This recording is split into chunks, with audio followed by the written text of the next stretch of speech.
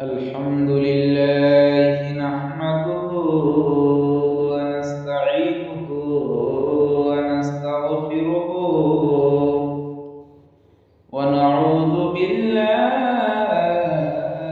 من شرور أنفسنا ومن سيئات أعمالنا من يهده الله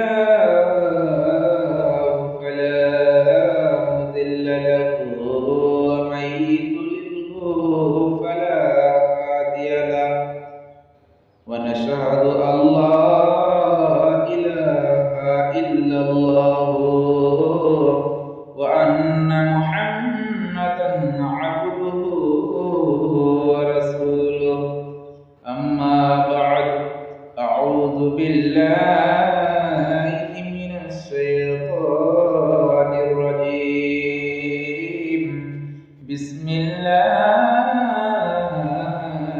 الرحمن الرحيم وقضى ربك ألا تعبدوا إلا إياه وبالوالدين إحسانا মহান রব্বুল আলামিন বলেছেন, ওরে পৃথিবীর মানুষ শুনে নাও, ওয়াকাযা রাব্বুকা আল্লা তা'বুদু, তোমার প্রভু বলেছেন, তোমার রব বলেছেন, তোমরা শুধু তারই ইবাদত করো।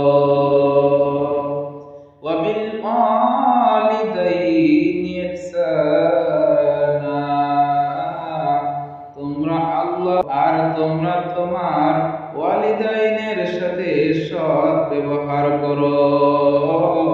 তোমরা তোমাদের বাবা মায়ের সাথে সৎ ব্যবহার করো। তোমরা তোমাদের বাবা মায়ের সাথে ভালো আচরণ করো।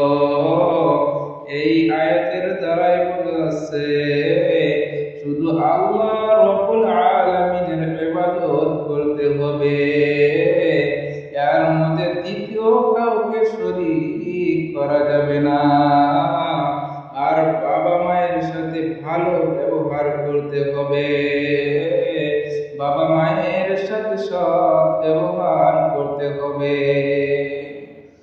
দুনিয়ার ভিতরে আমাদের আল্লাহ রাব্বুল আলামিন বাবা মায়ের উসিলায় করে পাঠাইছেন, তার জন্যই আমাদের বাবা মায়ের খিদমত করতে হবে।